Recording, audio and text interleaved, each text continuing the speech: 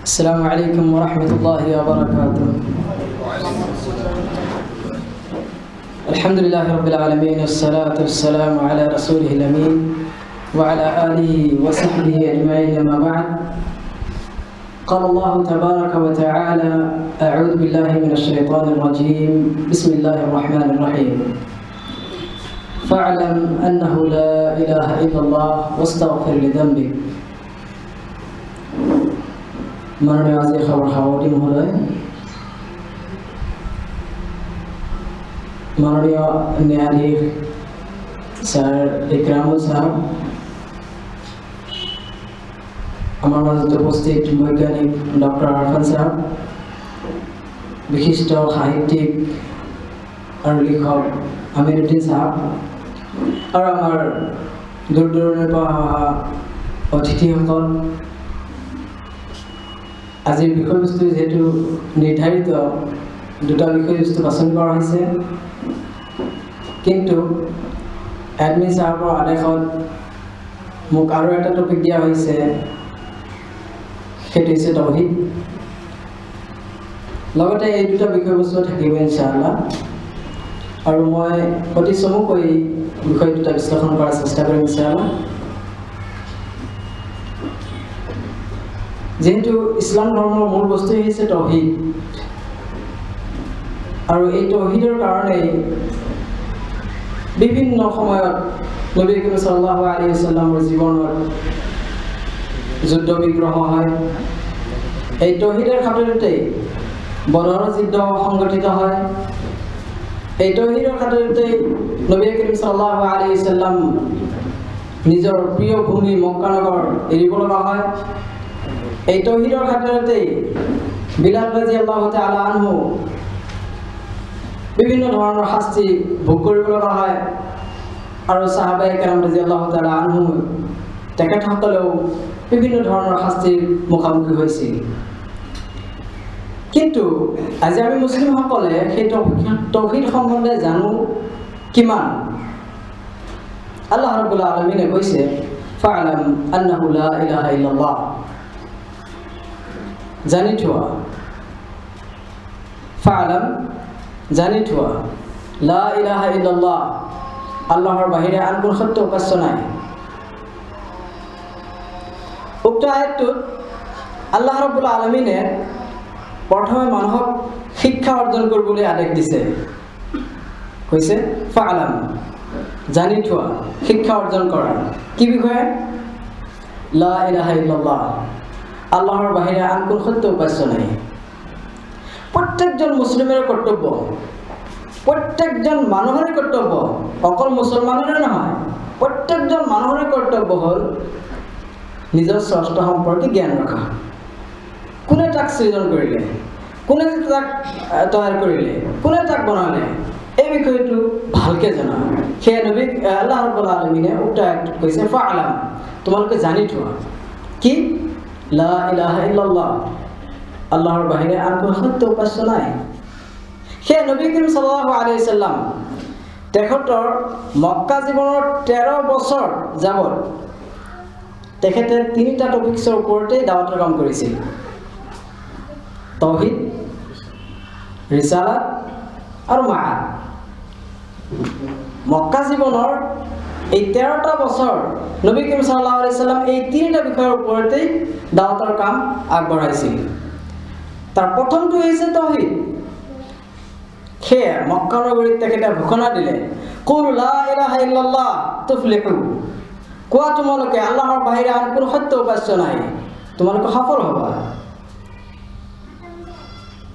নবী কৰীম সাল্লাল্লাহু আলাইহি ওয়াসাল্লাম হযরত ইবনে উমর রাদিয়াল্লাহু তাআলা বর্ণনা করে, তেখেতে কৈছে বুনিয়াল ইসলাম আলা খামস, শাহাদাতি লা ইলাহা ইল্লাল্লাহ ওয়া আন্না মুহাম্মাদার রাসূলুল্লাহ ওয়া ইকামিস সালাহ ওয়া ইতাইজ যাকাত ওয়া সাওমি রমজান ওয়া হজ্জিল বাইত মান ইসতাতা ইলাইহি সাবিলা। নবী করিম সাল্লাল্লাহু আলাইহি সাল্লামে ইসলামৰ 5টা স্তম্ভ নিৰ্ধাৰিত কৰিছে, আৰু তেখেতে কৈছে ইছলাম প্ৰতিষ্ঠিত হৈছে 5টা স্তম্ভৰ ওপৰত, আৰু তাৰ প্ৰথমটোই হৈছে সেই তৌহিদ, যি তৌহিদ লৈ আজি মই আপোনালোকৰ সন্মুখত আলোচনা কৰিম ইনশাআল্লাহ। এই তৌহিদ মানে নবী করিম সাল্লাল্লাহু আলাইহি ওয়াসাল্লাম কৈছে বুনিয়াল ইসলাম আলা খামস শাহাদাতি আল্লা ইলাহা ইল্লাল্লাহ ওয়া আন্না মুহাম্মাদার রাসূলুল্লাহ। প্রথমে সাক্ষী দিয়া যে আল্লাহ ব্যতীত আর কোনো সত্য উপাস্য নাই। তৌহিদ এনেকুৱা গুৰুত্বপূৰ্ণ বস্তু যাৰ বাহিৰে কোনো মানৱে ইছলামত প্ৰৱেশ কৰিব নোৱাৰে। এইটো ইছলামৰ প্ৰৱেশদ্বাৰ। যেতিয়া আপুনি স্বীকাৰ কৰিব লা ইলাহা ইল্লাল্লাহ, আল্লাহ ব্যতীত আন কোনো উপাস্য নাই, তেতিয়া আপোনাৰ যাৱতীয় উপাস্য এৰিব লাগিব। সেইকাৰণে যেতিয়া মক্কাবাসীক নবী কৰীম সাল্লাল্লাহু আলাইহি সাল্লামে এই ঘোষণা দিছিল, কুল লা ইলাহা ইল্লাল্লাহ, তোমালোকে কোৱা লা ইলাহা ইল্লাল্লাহ, আল্লাহ ব্যতীত আন কোনো উপাস্য নাই, তোমালোকে সফল হ'বা। তেতিয়া তেখেতে কৈছিল আজআলাল আলিহাতা ইলাহান ওয়াহিদা ইন্না হাযা লাশাইউন উজাব। কি মুহাম্মদ কি কয়, আমি যাৱতীয় উপাস্য এৰি কেৱল এটাকে উপাস্য বনাই লওঁ? এইটো দেখোন আচৰিত কথা। ইন্না হাযা লাশাইউন উজাব। কেনেকৈ আমি মানি ল'ব পাৰোঁ? আমাৰ ইমান উপাস্য থাকোঁতে এজনক মানি ল'ম কেনেকৈ? কথাটো চিন্তনীয়। আৰববাসীসকলে, মক্কাৰ কাফিৰসকলে যিহেতু আৰবী ভাষী আছিল, তেখেতসকলে আৰবী ভাষাটো স্পষ্টকৈ বুজিছিল। সেইকাৰণে প্ৰত্যুত্তৰত কৈছিল আজআলাল আলিহাতা ইলাহান ওয়াহিদা ইন্না হাযা লাশাইউন উজাব। ই মুহাম্মদ গোটেই উপাস্যবোৰক এৰি কেৱল এজনক উপাস্য বনাই লৈছে। এইটো দেখোন আচৰিত কথা। কিন্তু আজি আমি তৌহিদ নজনাৰ কাৰণে, আৰবী ভাষা নজনাৰ কাৰণে, আল্লাহক মনা সত্ত্বেও, আল্লাহক স্বীকাৰ কৰা সত্ত্বেও বিভিন্ন ধৰণৰ উপাস্যক আমি উপাসনা কৰি থাকোঁ। এই কথাটো নবী কৰীম আল্লাহ ৰাব্বুল আলামিনে সূৰা ৰা'দত, সূৰা ইউছুফত বৰ্ণনা কৰিছে, ওমা ইউমিনু আকছাৰুহুম বিল্লাহি ইল্লা ওয়া হুম মুশৰিকুন। মুছলমানসকলৰ ভিতৰত অসংখ্য মুছলমান এনেকুৱা আছে যিসকলে আল্লাহক স্বীকাৰ কৰা স্বত্তেও মুছৰিক, আল্লাহক বিশ্বাস পোষণ কৰে, আল্লাহৰ ওপৰত বিশ্বাস ৰাখে, কিন্তু তেখেত মুছৰিক, শিৰক কৰে। কাৰণ তৌহিদ বুজি নাপায়। তৌহিদ কি? কাৰণ তেওঁলোকে আৰবী ভাষী নহয়, আজনবী, আজমী। এই কথাটোকে মক্কাৰ কাফিৰসকলে ভালদৰে বুজিছিল কাৰণে তেখেতসকলে কৈছিল আমি নামানো, কিন্তু আমি মানিও সেইটো নমনা হৈছোঁ। তেতিয়া আহক আমি অলপ চমুকৈ বিশ্লেষণ কৰোঁ তৌহিদ কি। তৌহিদ কোৱা হয় একত্ববাদ। তৌহিদ মানে আবিধানিক অৰ্থ একত্ববাদ। যাৱতীয় ক্ষেত্ৰত আল্লাহ ৰাব্বুল আলামিনক একক বুলি স্বীকাৰ কৰা। আল্লাহ ৰাব্বুল আলামিনৰ ৰাজত্বত, আল্লাহ ৰাব্বুল আলামিনৰ ইবাদত উপাসনাত, আল্লাহ ৰাব্বুল আলামিনৰ সুন্দৰ সুন্দৰ নাম আৰু গুণাৱলীত সকলো ক্ষেত্ৰতে আল্লাহ ৰাব্বুল আলামিনক একক বুলি স্বীকাৰ কৰাকে তৌহিদ বুলি কোৱা হয়। এতিয়া ক'ব পাৰি, যদি আমি আল্লাহ ৰাব্বুল আলামিনক একক বুলি স্বীকাৰ কৰোঁ, তেখেতৰ ৰাজত্বত, তেখেতৰ উপাসনা ইবাদতত আৰু তেখেতৰ সুন্দৰ সুন্দৰ নাম আৰু গুণাৱলী, আৰু আমি অন্তৰৰ বিশ্বাস পোষণ কৰোঁ, তেন্তে আমি কেনেকৈ আনৰ অংশীদাৰ কৰিব পাৰিম? নোৱাৰোঁ। আহলে ইলমসকলে, বিজ্ঞসকলে তৌহিদৰ তিনিটা প্ৰকাৰ কৰিছে। এটা প্ৰকাৰ তৌহিদে ৰুবুবিয়া, ৰাজত্বত একত্ববাদ স্বীকাৰ কৰা, আৰু এটা প্ৰকাৰ তৌহিদ আল উলুহিয়া, আল্লাহ ৰাব্বুল আলামিনৰ ইবাদত উপাসনাত একক বুলি স্বীকাৰ কৰা, আৰু তৃতীয়টো হৈছে আল্লাহ ৰাব্বুল আলামিনৰ সুন্দৰ সুন্দৰ নাম আৰু গুণাৱলীত একক বুলি স্বীকাৰ কৰা। এতিয়া আহক আমি প্ৰথম বিষয়টো আলোচনা কৰোঁ, আল্লাহ ৰাব্বুল আলামিন ৰাজত্বত একক বুলি স্বীকাৰ কৰোঁ নে নকৰোঁ? আল্লাহ ৰাব্বুল আলামিনে কৈছে আল্লাযী জাআলা লাকুমুল আৰদা ফিৰাশা ওয়াস সামাআ বিনাআ ওয়া আনজালা মিনাস সামাই মাআন ফাআখৰাজা লাকুম মিনাস সামাৰাত। আল্লাহ ৰাব্বুল আলামিনে কৈছে সেই সত্তা যিয়ে তোমালোকৰ বাবে মানে আকাশখনক ছাল বনাই দিছে, আকাশখনক ছাল বনাই দিছে, তাৰ পৰা বৰষুণ বৰষায় আৰু তাৰ পৰা বিভিন্ন ধৰণৰ ফল মূল উৎপাদন কৰে, যিটো তোমালোকৰ খাদ্য, যিটো তোমালোকৰ খাদ্য। এইটো আল্লাহ ৰাব্বুল আলামিনৰ এটা নিয়ামত, আমি স্বীকাৰ কৰোঁ আল্লাহ ৰাব্বুল আলামিন আমাৰ খালিক। ইয়াৰ আগৰ আয়াতটোত আল্লাহ ৰাব্বুল আলামিনে কৈছে, ইয়া আইয়ুহান নাসু উবুদু ৰাব্বাকুমুল্লাযী খালাকাকুম ওয়াল্লাযীনা মিন ক্বাবলিকুম লাআল্লাকুম তাত্তাকুন। হে মানৱ সম্প্ৰদায়, তোমালোকে সেই সত্যাৰ ইবাদত কৰা, সেই সত্যাৰ উপাসনা কৰা, যিয়ে তোমালোকক আৰু তোমালোকৰ পূৰ্বপুৰুষসকলক সৃষ্টি কৰিছে, যাতে তোমালোকে ধৰ্মাৱলম্বী হ'ব পাৰা, ধৰ্মভীৰু হ'ব পাৰা, যাতে তোমালোকে তাকো অৱলম্বন কৰিব পাৰা। মক্কাৰ কাফিৰসকলে এই তৌহিদত বিশ্বাস পোষণ কৰিছিল। এই তৌহিদত বিশ্বাস পোষণ কৰা সত্ত্বেও তেখেতসকলক নবী কৰীম সাল্লাল্লাহু আলাইহি ওয়াসাল্লাম কাফিৰ বুলি ঘোষণা দিলে।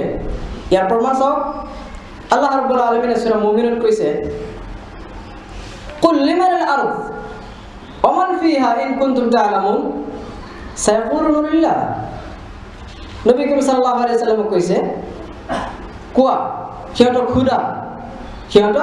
সুধা, কুল লিমানিল আৰদ, এই পৃথিৱীখন কাৰ, কোনে সৃষ্টি কৰিলে, ওমান ফিহা, আৰু ইয়াৰ ভিতৰত যাৱতীয় বস্তুবোৰ কাৰ, কোনে সৃষ্টি কৰিছে, ইন কুনতুম তা'লামুন, যদি তোমালোকে জানা কোৱা। সেই কাফিৰসকলে নিশ্চয় ক'ব, সায়াকুলুনা লিল্লাহ, নিশ্চয় আল্লাহ তাআলা সৃষ্টি কৰিছে। আল্লাহ ৰাব্বুল আলামিনে আকৌ কৈছে, কুল মান ৰাব্বুস সামাওয়াতিস সাবআ ওয়া ৰাব্বুল আৰশিল আযীম সায়াকুলুনা লিল্লাহ। সিহঁতক সোধা, সাতটো আকাশখন কোনে সৃষ্টি কৰিছে, কোনে তাৰ প্ৰভু, কোনে তাৰ গৰাকী, কোনে তাৰ মালিক, আৰু মহাসিংহাসনৰ মালিক কোন? নিশ্চয় সিহঁতে ক'ব, সায়াকুলুনা লিল্লাহ, আল্লাহ ৰাব্বুল আলামিন।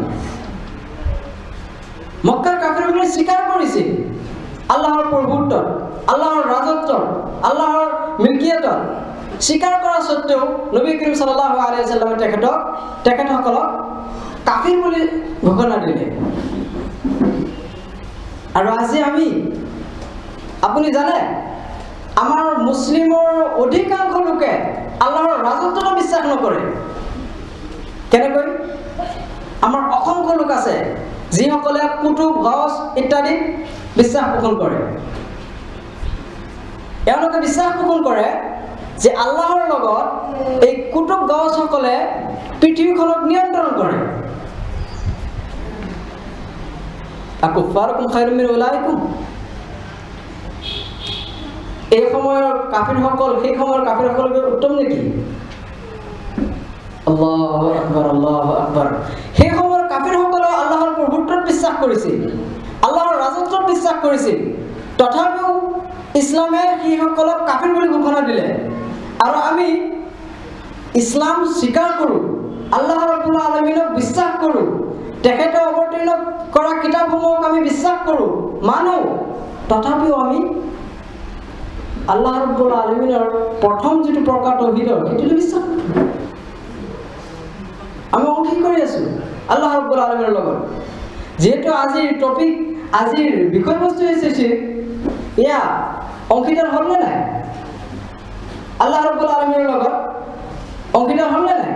আল্লাহ ৰাব্বুল আলামিন এই অংশীদাৰক কেতিয়াও ক্ষমা নকৰে।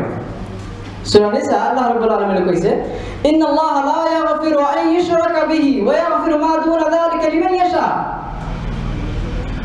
আল্লাহ ৰাব্বুল আলামিনে তেখেতৰ লগত অংশীদাৰ স্থাপন কৰা কোনো গুনাহকে ক্ষমা নকৰে। ইয়াৰ বাহিৰে আপুনি যিকোনো গুনাহ কৰক, যদি আপুনি তওবা ব্যতীত মৃত্যুবৰণ কৰে, আল্লাহ ৰাব্বুল আলামিনে আপোনাক ক্ষমা কৰিব। কিন্তু শিৰক অৱস্থাত যদি আপুনি মৃত্যুবৰণ কৰে, যদি তওবা নকৰি মৃত্যুবৰণ কৰে, তেন্তে আল্লাহ ৰাব্বুল আলামিনে আপোনাক কেতিয়াও ক্ষমা নকৰে। এটা হাদিসে কুদসিত আছে, নবী কৰীম সাল্লাল্লাহু আলাইহি ওয়াসাল্লাম আল্লাহ ৰাব্বুল আলামিনৰ সূত্ৰত বৰ্ণনা কৰিছে। আল্লাহ ৰাব্বুল আলামিনে কৈছে, বান্দাই যদি পাহাৰৰ সমান আকাশ আৰু পৃথিৱীৰ মাজত যিমান শূন্যতা আছে এইটো ভৰাই যদি গুনাহ লৈ আহে মোৰ তাত, পাপ লৈ আহে মোৰ তাত, আৰু তাত যদি শিৰক নাথাকে মই ক্ষমা কৰি দিম। কিন্তু যদি শিৰক আনে মই কেতিয়াও ক্ষমা নকৰোঁ। সূৰা মাইদাত আল্লাহ ৰাব্বুল আলামিনে কৈছে, ইন্নাহু মান ইউশরিক বিল্লাহি ফাকাদ হারামাল্লাহু আলাইহিল জান্নাহ ওয়া মাওয়াহুন নার ওয়া মা লিয-যালিমিন মিন আনসার। আল্লাহ ৰাব্বুল আলামিনে কৈছে, যিয়ে আল্লাহ ৰাব্বুল আলামিনৰ লগত আনক অংশীদাৰ স্থাপন কৰে আল্লাহে তাৰ ওপৰত জান্নাত হাৰাম কৰি দিয়ে। ওয়া মাওয়াহুন নাৰ, আৰু তাৰ ঠিকনা, তাৰ আবাসস্থল জাহান্নাম। ওয়া মা লিয-যালিমিন মিন আনসাৰ, আৰু এনে অন্যায়কাৰীসকলৰ সপক্ষে, এনে অন্যায় অত্যাচাৰকাৰীসকলৰ সপক্ষে কোনো সহায়ক নাই। এইটো অংশীদাৰ স্থাপন। স্বয়ং নবী কৰীম সাল্লাল্লাহু আলাইহি ওয়াসাল্লামক সম্বোধন কৰি নবী আল্লাহ ৰাব্বুল আলামিনে কৈছে, যেনেকৈ আমাৰ আৰফাত ছাৰে এইটো ব্যাখ্যা কৰিছে, লাইন আশৰাকতা লা ইয়াহবাতান্না আমালুক ওয়া লা তাকুনান্না মিনাল খাসিৰিন। হে নবী মুহাম্মদ সাল্লাল্লাহু আলাইহি ওয়াসাল্লাম, যদি আপুনিও আল্লাহৰ লগত অংশীদাৰ স্থাপন কৰে তেন্তে আপোনাকো আল্লাহ ৰাব্বুল আলামিনে কেতিয়াও ক্ষমা নকৰে, আৰু আপুনি ক্ষতিগ্ৰস্তসকলৰ অন্তৰ্ভুক্ত হ'ব। সূৰা আনামত আল্লাহ ৰাব্বুল আলামিনে নবীসকলৰ এটা লিষ্ট বৰ্ণনা কৰে। মুসা, ঈসা, সুলাইমান, ইদ্ৰিছ আদি নবীসকলৰ এটা লিষ্ট বৰ্ণনা কৰে। তাৰপিছত কয়, ওয়ালাউ আশৰাকু লাহাবিতা আনহুম মা কানু ইয়ামালুন। এওঁলোকো যদি আল্লাহৰ লগত অংশীদাৰ স্থাপন কৰিলেহেঁতেন তেন্তে আল্লাহে এওঁলোককো ক্ষমা নকৰিলেহেঁতেন। আৰু আমি মুছলমান হোৱা সত্ত্বেও আল্লাহ ৰাব্বুল আলামিনৰ লগত অংশীদাৰ স্থাপন কৰি আছো। সেইকাৰণে আল্লাহ ৰাব্বুল আলামিনে কৈছে, ওমা ইয়াকুনু আকছাৰুহুম বিল্লাহি ইল্লা হুম মুশৰিকুন। অধিকাংশ মানুহ এনে আছে যিসকলে আল্লাহ ৰাব্বুল আলামিনৰ ওপৰত বিশ্বাস স্থাপন কৰা সত্ত্বেও মুশৰিক। এয়া আছিল আল্লাহ ৰাব্বুল আলামিনৰ প্ৰভুত্বত ছিল ঘোষ কুতুব আদি বিশ্বাস কৰা, যিবোৰ মক্কাৰ কাফিৰসকলে বিশ্বাস কৰা নাছিল। দ্বিতীয় প্ৰকাৰটো হৈছে তাওহীদ আৰু উলুহিয়া। আল্লাহ ৰাব্বুল আলামিনৰ ইবাদত উপাসনাত একত্ব বুলি স্বীকাৰ কৰা, আল্লাহ ৰাব্বুল আলামিনক একক বুলি স্বীকাৰ কৰা। আল্লাহ ৰাব্বুল আলামিনে কৈছে, ফা'বুদিল্লাহ মুখলিছান লাহুদ্দিন। তোমালোকে আল্লাহ ৰাব্বুল আলামিনৰ বাবে একত্ব চিত্তে, একাগ্ৰতাৰে কেৱল তেওঁকে উপাসনা কৰা, কেৱল তেওঁকে ইবাদত কৰা। ওয়ালা তুশৰিকু বিহি শাইআ, আৰু তেখেতৰ লগত আল্লাহ ৰাব্বুল আলামিনৰ লগত আনক অংশীদাৰ স্থাপন নকৰিবা। মক্কাৰ কাফিৰসকলে আল্লাহ ৰাব্বুল আলামিনৰ প্ৰভুত্বত বিশ্বাস কৰিছিল, কিন্তু তেওঁলোকে ইবাদতত আল্লাহ ৰাব্বুল আলামিনৰ অংশীদাৰ স্থাপন কৰিছিল। তেখেতক যেতিয়া কোৱা হৈছিল এই শিৰক সম্বন্ধে যে আল্লাহৰ লগত অংশীদাৰ স্থাপন নকৰিবা, তেখেতে তেতিয়া কৈছিল, মা না'বুদুহুম ইল্লা লিয়ুকাৰৰিবুনা ইলাল্লাহি যুলফা। আমি এওঁলোকৰ ইবাদত নকৰোঁ, আমি এওঁলোকৰ উপাসনা নকৰোঁ, আমি কেৱল এওঁলোকক মধ্যস্থতা গ্ৰহণ কৰোঁ। মা না'বুদুহুম ইল্লা লিয়ুকাৰৰিবুনা ইলাল্লাহি যুলফা। আমি এওঁলোকৰ ওচৰত এইভাৱে আহোঁ যে এওঁলোক আল্লাহৰ প্ৰিয়, এওঁলোকে আমাক আল্লাহৰ সান্নিধ্য লাভ কৰাই দিব, সেইকাৰণে আমি এওঁলোকৰ ওচৰত যাওঁ। আজিৰ মুছলমানসকলে যিসকলে মুছলিম বুলি দাবী কৰে তেওঁলোকে একেই মত পোষণ কৰে। তেওঁলোকেও কয় আমি মাজাৰত এইকাৰণেই যাওঁ যে এওঁলোক হৈছে আল্লাহৰ ওলি, আল্লাহৰ নিকটৱৰ্তীসকল, আল্লাহৰ সান্নিধ্য লাভ কৰাই দিব আমাক, সেইকাৰণে যাওঁ। তেন্তে মিলি গ'ল নহয় মক্কাৰ কাফিৰসকলৰ উত্তৰ আৰু আজিৰ মুছলমানসকলৰ উত্তৰ একেই। মা না'বুদুহুম ইল্লা লিয়ুকাৰৰিবুনা ইলাল্লাহি যুলফা। আল্লাহ ৰাব্বুল আলামিন কৈছে, ওয়া ইয়াবুদুনা মিন দুনিল্লাহি লা ইয়াদুৰৰুহুম ওয়া লা ইয়ানফাউহুম। এওঁলোকে এনে বস্তুৰ ইবাদত কৰে যিসকলে এওঁলোকক ক্ষতিও কৰিব নোৱাৰে আৰু উপকাৰো কৰিব নোৱাৰে। হুম ইয়াকুলুন শুফাআউনা ইনদাল্লাহ। এওঁলোকে কয় এওঁলোকে আমাৰ চুপাৰিশকাৰী আল্লাহৰ ওচৰত, কদাপিও নহয়। এইটো শিৰক, এইটো আল্লাহৰ লগত অংশীদাৰী স্থাপন কৰা হয় আৰু আল্লাহ ৰাব্বুল আলামিন এই অংশীদাৰক কেতিয়াও ক্ষমা নকৰে। মক্কাৰ কাফিৰসকলে কেৱল এই শিৰকতে লিপ্ত আছিল। সেইকাৰণে কোৱা হয় যে নবী আৰু ৰাসূলসকলক কেৱল তাওহীদ উলুহিয়াতৰ বাবে প্ৰেৰণ কৰা হৈছে। যেনে আল্লাহ ৰাব্বুল আলামিনে কৈছে, ওয়ালাকাদ বাআথনা ফি কুল্লি উম্মাতিন ৰাসূলান আন ইবুদুল্লাহ ওয়াজতানিবুত তাগুত। মই প্ৰত্যেক গোত্ৰৰে প্ৰত্যেক সম্প্ৰদায়তে সময়ে সময়ে এজনকৈ ৰাসূল আৰু নবী প্ৰেৰণ কৰিছিলোঁ আৰু তেখেতসকলৰ কাম আছিল আন ইবুদুল্লাহ ওয়াজতানিবুত তাগুত। তেখেতসকলে যাতে মানুহক আল্লাহৰ ইবাদতৰ পিনে, আল্লাহৰ উপাসনাৰ পিনে আহ্বান জনায় আৰু তাগুতক পৰিহাৰ কৰাৰ উপদেশ দিয়ে। উদ্দেশ্য কি আছিল? আল্লাহৰ ইবাদতৰ পিনে মানুহক আহ্বান জনোৱা আৰু তাগুত পৰিহাৰ কৰা। আল্লাহ ৰাব্বুল আলামিনে কৈছে, ওমা আরসালনা মির রাসূলিন ইল্লা নূহি ইলাইহি আন্নাহু লা ইলাহা ইল্লা আনা ফা'বুদুন। হে মুহাম্মদ সাল্লাল্লাহু আলাইহি সাল্লাম, আপোনাৰ আগত মই যিসকল নবী প্ৰেৰণ কৰিছোঁ প্ৰত্যেকৰে এটাই কাম আছে, সেইটো কি? আন্নাহু লা ইলাহা ইল্লা আনা ফা'বুদুন। সেইটো ঘোষণা কৰা যে আল্লাহৰ বাহিৰে, অৰ্থাৎ আল্লাহে, আন্নাহু লা ইলাহা ইল্লা আনা ফা'বুদুন, কেৱল মই উপাসনাৰ যোগ্য, অৰ্থাৎ আল্লাহে উপাসনাৰ যোগ্য, ইয়াৰ বাহিৰে আন কোনো উপাসনাৰ যোগ্য নহয়। আৰু নবীসকলৰ এটাই দাৱাত আছিল এইটো। কাৰণ সেই সময়ৰ কাফিৰসকলে আল্লাহৰ প্ৰভুত্বত বিশ্বাস কৰিছিল। সেই সময়ৰ কাফিৰসকলে আল্লাহৰ প্ৰভুত্বত বিশ্বাস কৰিছিল। সেইকাৰণে তেখেতসকলৰ কাম এটাই আছিল, আন ইবুদুল্লাহ ওয়াজতানিবুত তাগুত, আন্নাহু লা ইলাহা ইল্লা আনা ফা'বুদুন। আল্লাহৰ ইবাদতৰ পিনে মানুহক আহ্বান জনোৱা আৰু তাগুতক পৰিহাৰ কৰা।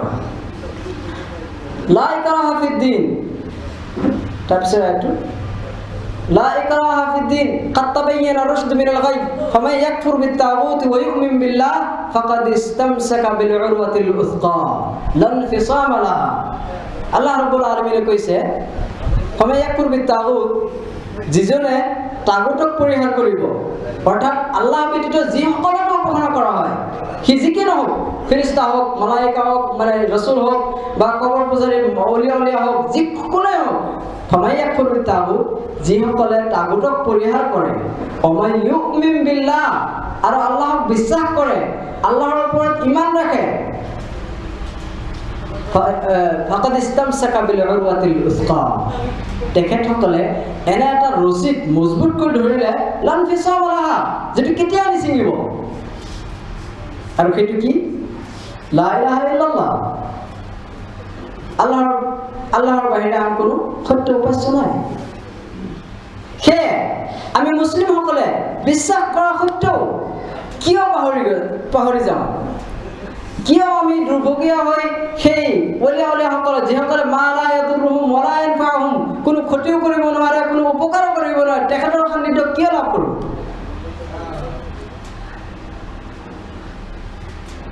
আমি সেই আৰব দেশৰ কাফিৰসকলতকৈ নিকৃষ্ট নে উৎকৃষ্ট? নিজে চিন্তা কৰক। তৃতীয় প্ৰকাৰটো হৈছে আল্লাহ ৰাব্বুল আলামিনৰ সুন্দৰ সুন্দৰ নাম আৰু তেখেতৰ গুণাৱলী একক বুলি স্বীকাৰ কৰা। তেখেতৰ ইয়াত আমাৰ কালি বহু ধৰণৰ আমাৰ প্ৰশ্ন আৰু তাৰ উত্তৰ হৈ গৈছে আমাৰ আলোচনা চক্ৰত। এই সুন্দৰ নাম লৈ, সুন্দৰ নামৰ বিষয়ে আল্লাহ ৰাব্বুল আলামিনৰ, যেনেকৈ আমি জানো আল্লাহ ৰাব্বুল আলামিনৰ ৯৯টা নাম আছে। আমি সচৰাচৰ জানি থওঁ যে আল্লাহ ৰাব্বুল আলামিনৰ ৯৯টা নাম আছে, কিন্তু কথাটো সঠিক নে ছাৰ? কথাটো সঠিক? আল্লাহ ৰাব্বুল আলামিনৰ কেৱল ৯৯টা নাম? এটা মানে ৯৯টা নামৰ ওপৰত কৈছে, সেইটো এটা হাদিছটোহে আছে, বাকী বহুত নাম আছে, বহুত অগণন নাম আছে। নিশ্চয় আমাৰ সমাজত এটা ভুল প্ৰথা, এটা ভুল ধাৰণা যে আমি জানো আল্লাহ ৰাব্বুল আলামিনৰ কেৱল 99 নাম। কথাটো ভুল। কেনেকৈ? হযৰত আব্দুল্লাহ ইবনে মাসউদ ৰাদিয়াল্লাহু তাআলা আনহু বৰ্ণনা কৰে, মুসনাদ আহমদৰ হাদিস। হাদিসটো বিশুদ্ধ সূত্ৰত বৰ্ণিত হৈছে। সেই হাদিসত কোৱা হৈছে আল্লাহুম্মা ইন্নী আবদুক ওয়া ইবনু আবদিক ওয়া ইবনু আমাতিক নাসিয়াতি বিয়াদিক মাদিন ফিয়া হুকমুক আদলুন ফিয়া কাদাউক আসআলুকা বিকুল্লি ইসমিন হুয়া লাক সাম্মাইতা বিহি নাফসাক أو أنزلته في كتابك أو علمته أحدا من خلقك أو استأثرت به في علم الغيب عندك حديث كويس اللهم إني أسألك بكل اسم هو لك হে আল্লাহ মই তোমাৰ যাৱতীয় নামৰ ওসিলা তোমাৰ ওচৰত প্ৰাৰ্থনা কৰোঁ আল্লাহুম্মা ইন্নী আসআলুকা বিকুল্লি ইসমিন হুয়া লাক তোমাৰ সকলো নামৰ ওসিলাত মই দোয়া কৰোঁ প্ৰাৰ্থনা কৰোঁ তাৰপিছত কৈছে আও আনজালতাহু ফি কিতাবি সেই নামৰ উদ্দেশ্যে দোয়া কৰোঁ সেই নামৰ ওসিলাত দোয়া কৰোঁ যি নাম তুমি তোমাৰ কিতাপত অৱতীৰ্ণ কৰিছা আও আনজালতাহু ফি কিতাবিক আও আল্লামতাহু আহাদাম মিন খালকিক অথবা তোমাৰ সৃষ্টিৰ মাজত যদি কোনোবা আমি নজনা কোনো নাম শিকাই দিছা সেই নামৰ ওসিলাটো আমি তোমাৰ ওচৰত প্ৰাৰ্থনা জনাওঁ তাৰপিছত কোৱা হৈছে আবিস্তা আসাৰতা বিহি ফি ইলমিল গায়বি ইনদাক অথবা মই সেই সমূহ নামৰ ওসিলাৰে তোমাৰ ওচৰত প্ৰাৰ্থনা জনাওঁ যিসমূহ নাম তোমাৰ ওচৰত তুমি অদৃশ্য কৰি ৰাখিছা আমি নাজানো কোন মখলুকে নাজানে কোনো সৃষ্টিয়ে নাজানে অথচ নবীসকলেও নাজানে নবী করিম সাল্লাল্লাহু আলাইহি ওয়াসাল্লাম এই দুয়ারে প্রার্থনা করেছে আল্লাহুম্মা ইন্নী আসআলুকা বিকুল্লি ইসমিন হুয়া লাক সাম্মাইতা বিহি নাফসাক আও আনজালতাহু ফি কিতাবিক আও আল্লামতাহু আহাদাম মিন খালকিক আও ইস্তাআতারতা বিহি ফি ইলমিল গায়বি ইনদাক তবে এই বিশুদ্ধ সূত্ৰটোৰ জৰিয়তে আমি জানিব পাৰিলো আল্লাহ ৰাব্বুল আলামিনৰ কেৱল 99 নেমছ নহয় ইয়াতকৈ অধিক আছে যিবোৰ আমি নাজানো আল্লাহ ৰাব্বুল আলামিনৰ এই সুন্দৰ নামৰ জৰিয়তে আমাক দোয়া প্ৰাৰ্থনা কৰাৰ আদেশ কৰিছে আল্লাহ ৰাব্বুল আলামিনে আমি বিভিন্ন সময়ত দেখা পাওঁ লোকসকলে দোয়া কৰে পীৰৰ ওসিলাত বা কোনো ওলিয়াৰ ওসিলাত বা নবী কৰিম সাল্লাল্লাহু আলাইহি সাল্লামৰ ওসিলাত বিভিন্ন ধৰণৰ নামত ওসিলাৰে তেওঁলোকে দোয়া কৰি থাকে অথচ আল্লাহ ৰাব্বুল আলামিনে আমাক আদেশ কৰিছে ফাদউল্লাহ ওয়ালিল্লাহিল আসমাউল হুসনা ফাদউহু বিহা ওয়ালিল্লাহিল আসমাউল হুসনা ফাদউহু বিহা আল্লাহ রাব্বুল আলামিনের অতি সুন্দৰ সুন্দৰ নাম আছে সেই নামৰ জৰিয়তে তোমালোকে প্ৰাৰ্থনা কৰা সেই নামৰ জৰিয়তে সেই নামৰ ওসিলাৰে তোমালোকে আল্লাহ ৰাব্বুল আলামিনৰ ওচৰত দোয়া কৰা আপুনি দোয়া কৰিব হে গফুৰ ইগফিৰলি হে ক্ষমাকাৰী মোক ক্ষমা কৰা হে ৰহমান ৰহমনি হে ৰহমান তুমি মোক দয়া কৰা আল্লাহ ৰাব্বুল আলামিনৰ যি গুণ বিশিষ্ট নাম আছে সেই গুণ বিশিষ্ট নামেৰে আপুনি তাৰ ওচৰতে দোয়া কৰক আৰু এইটোৱে আল্লাহ ৰাব্বুল আলামিনে আদেশ কৰিছে কোনো নবী কোনো ফেৰেশতা কোনো ওলি কোনো গস কোনো কুতুব কাৰো ওচৰত নহয় কেৱল আল্লাহ রাব্বুল আলামিন যেটা আদেশ দিছে ফাদউল্লাহ ওয়ালিল্লাহিল আসমাউল হুসনা ফাদউহু বিহা আল্লাহৰ অতি সুন্দৰ সুন্দৰ নাম আছে সেই সুন্দৰ নামৰ ওসিলাৰে তোমালোকে দোয়া কৰা আল্লাহ ৰাব্বুল আলামিনৰ সুন্দৰ নাম আৰু গুণাৱলীৰ ক্ষেত্ৰত আমি প্ৰায় মানে অজ্ঞান হৈ থাকোঁ আমি সচৰাচৰ আমি নাজানোৱে যেনেকৈ কওঁ যে আল্লাহ ৰাব্বুল আলামিনক আমি বিশ্বাস কৰোঁ তেন্তে আল্লাহ ৰাব্বুল আলামিনৰ সম্পৰ্কে আমি জনা উচিত যেহেতু মই প্ৰথম আয়াতটোৱে কৈছোঁ আল্লাহ ৰাব্বুল আলামিনে কৈছে ফাআলামু আন্নাহু লা ইলাহা ইল্লাল্লাহ কি তোমালোকে জানি থোৱা তোমালোকে জনা তোমালোকে শিক্ষা লোৱা কি বিষয়ে আল্লাহ ৰাব্বুল আলামিনৰ ভিতৰত আন কোনো সত্য উপাস্য নাই আল্লাহ ৰাব্বুল আলামিনক যে আমি উপাস্য বুলি স্বীকাৰ কৰিছোঁ এতিয়া আমি জানিব লগা হৈছে যে আল্লাহ ৰাব্বুল আলামিন ক'ত থাকে এটা ইম্পৰ্টেণ্ট মেটাৰ আল্লাহ ৰাব্বুল আলামিন ক'ত থাকে এই প্ৰশ্নটো যদি আপুনি স্বয়ং কোরআন মাজিদক প্রশ্ন করে যে আল্লাহ রাব্বুল আলামিন ক'ত থাকে তেন্তে নিশ্চয় কোরআন মাজিদে কব সূরা তাহা আর রহমানু আলাল আরশি ইস্তাওয়া রহমান অর্থাৎ আল্লাহ আরশত বিরাজমান আল্লাহ আরশত বিরাজমান। এই বিষয়ে আল্লাহ রাব্বুল আলামিন সূরা আ'রাফ কইছে ইন্না রাব্বাকুমুল্লাহু আল্লাযী খালাকাস সামাওয়াতি ওয়াল আরদ ইন্না রাব্বাক সূরা সাজদা ইন্না রাব্বাকুমুল্লাহু আল্লাযী খালাকাস সামাওয়াতি ওয়াল আরদ ফি সিত্তাতি আইয়ামিন থুম্মা ইসতাওয়া আলাল আরশ। নিশ্চয় আল্লাহ রাব্বুল আলামিন সেই কথা যিয়ে 6 দিনত আকাশ জমিন সৃষ্টি কৰিলে, তাৰ পিছত তেওঁ নিজ সিংহাসনত উপবিষ্ট হ'ল। নিজ সিংহাসনত উপবিষ্ট হ'ল। এনে ধৰণৰ কোৰআন মাজিদত 7টা আয়াত আছে। ইন্না ৰাব্বাকুমুল্লাহু আল্লাযী খালাকাস সামাওয়াতি ওয়াল আৰদ ফি সিত্তাতি আইয়ামিন থুম্মা ইসতাওয়া আলাল আৰশ। আল্লাহ ৰাব্বুল আলামিন নিজ সিংহাসনত উপবিষ্ট। 7টা আয়াত আছে। আৰু এটা আয়াত পোৱা যায় ওহুৱা মাআকুম আইনামা কুনতুম, তোমালোকে য'তেই থকা ততে আল্লাহ ৰাব্বুল আলামিন আছে।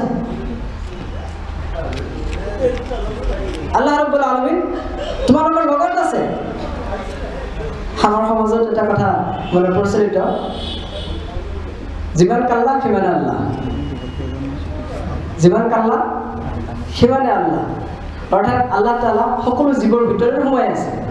আল্লাহ ৰাব্বুল আলামিন সকলো ঠাইতে আছে। ওহুৱা মাআকুম আইনামা কুনতুম, তোমালোকে য'তেই থাকা ততে আল্লাহ আছে। কোৰআনে অস্বীকাৰ কৰিলে, কোৰআনে ক'লে নহয় আৰ ৰহমান আলাল আৰশি ইস্তাওয়া, ৰহমান মহাসিংহাসনৰ ওপৰত উপবিষ্ট হৈ আছে। ৰহমান সপ্তম আকাশত উপবিষ্ট হৈ আছে। আল্লাহ ৰাব্বুল আলামিন যে সত্য আছে সেইটো আমি স্বীকাৰ কৰিব লাগিব, কাৰণ কোৰআনে আমাক কৈছে আল্লাহ ৰাব্বুল আলামিনৰ মুখমণ্ডল আছে। কোৰআনে কৈছে ওয়াজহু ৰাব্বিকা যুল জালালি ওয়াল ইকৰাম, কিয়ামতৰ দিনা সকলো বস্তু মানে ধ্বংস হৈ যাব, আল্লাহ ৰাব্বুল আলামিন ব্যতীত। এনেকে আল্লাহ ৰাব্বুল আলামিনৰ হাত আছে, যেনেকে সূৰা মাইদাত আল্লাহ ৰাব্বুল আলামিনে কৈছে ইহুদীসকলে আল্লাহ ৰাব্বুল আলামিনৰ ওপৰত এটা আৰোপ কৰিছিল, মানে মিথ্যা আৰোপ কৰিছিল যে আল্লাহ ৰাব্বুল আলামিনৰ হাত দুটা বন্ধা। তেওঁলোকে হাত স্বীকাৰ কৰিছিল, আল্লাহ ৰাব্বুল আলামিনৰ হাত আছে কিন্তু হাত দুটা বন্ধা, আল্লাহ ৰাব্বুল আলামিন খৰচ নকৰে। আল্লাহ ৰাব্বুল আলামিন ইয়াৰ প্ৰত্যুত্তৰত কৈছে বাল ইয়াদাহু মাবসুতাতান, আল্লাহ ৰাব্বুল আলামিনৰ দুয়ো হাত খোলা, ওপেন। তেওঁ যি ইচ্ছা লিয়ুনফিকু মা ইয়াশা, তেওঁ যেনে ইচ্ছা তেনে খৰচ কৰে। আল্লাহ ৰাব্বুল আলামিনৰ চকু আছে, তাৰ প্ৰমাণ সূৰা কামাৰ চাওক তাজৰি বিআয়ুনিনা, নূহ আলাইহিস সালামে যিটো জাহাজ তৈয়াৰ কৰিছিল, তাজৰি বিআয়ুনিনা, মোৰ চকুৰ সন্মুখত সেইটো মানে পানীৰ ওপৰত প্লাবিত হৈছিল আছে। আল্লাহ ৰাব্বুল আলামিনে শুনে। আল্লাহ ৰাব্বুল আলামিনে কৈছে ইন্নাহু হুৱাস সামিউল বাসীৰ, তেখেত সৰ্বশ্ৰোতা সৰ্বদ্ৰষ্টা। কিন্তু আমি বিশ্বাস পোষণ কৰিব লাগিব আমাৰ যেনেকে চকু, আমাৰ যেনেকে কাণ, আমাৰ যেনেকে হাত, আল্লাহ ৰাব্বুল আলামিনৰ তেনেকে নহয়, কাৰণ তেওঁ স্ৰষ্টা। আমাৰ লগত কোনো তেওঁৰ মিল নাই, কাৰণ আল্লাহ ৰাব্বুল আলামিনে সূৰাত কৈছে লাইসা কামিথলিহি শাই ওয়া হুৱাস সামিউল বাসীৰ। তেওঁৰ লগত বিশ্বজগতৰ কোনো বস্তুৱে ৰিজনি নাখাটে, কোনো উদাহৰণে নাখাটে, কাৰণ তেওঁ স্ৰষ্টা। ইন্নাহু হুৱাস সামিউল বাসীৰ, তেওঁ সৰ্বশ্ৰোতা সৰ্বদ্ৰষ্টা। তেন্তে আমি বুজিব লাগিব যে আল্লাহ ৰাব্বুল আলামিনৰ গুণাৱলীৰ লগত, আল্লাহ ৰাব্বুল আলামিনৰ সুন্দৰ সুন্দৰ নামৰ লগত মখলুকৰ নামত, সৃষ্টিৰ নামত কোনো সাদৃশ্যতা নাই। তেওঁ স্ৰষ্টা, আমি তাৰ সৃষ্টি। আৰু আল্লাহ ৰাব্বুল আলামিন যে সপ্তম আকাশত মানে উপবিষ্ট, আৰু কিছুমান মানুহে কয় যে আল্লাহ ৰাব্বুল আলামিন সকলো ঠাইতেই মানে আছে, এই কথাটো আমি অলপ ক'ব বিচাৰোঁ। যেনেকে সূৰা হাদীদত কৈছে ওহুৱা মাআকুম আইনামা কুনতুম, যে আল্লাহ ৰাব্বুল আলামিন তোমালোকৰ লগত আছে। এই কথাটো স্পষ্টকৈ আল্লাহ ৰাব্বুল আলামিন সূৰা তালাকত কৈছে ওয়া আন্নাল্লাহা কাদ আহাতা বিকুল্লি শাইইন ইলমা। আল্লাহ ৰাব্বুল আলামিন সপ্তম আকাশত উপবিষ্ট, কিন্তু তেখেতৰ জ্ঞানে সকলো বস্তুকে আৱৰি আছে। তেখেতৰ জ্ঞানে সকলো বস্তুকে আৱৰি আছে। নবী কৰীম সাল্লাল্লাহু আলাইহি ওয়াসাল্লামে এই কথাটো কৈছে যে তোমাৰ প্ৰভু কলাও নহয় আৰু অন্ধও নহয়।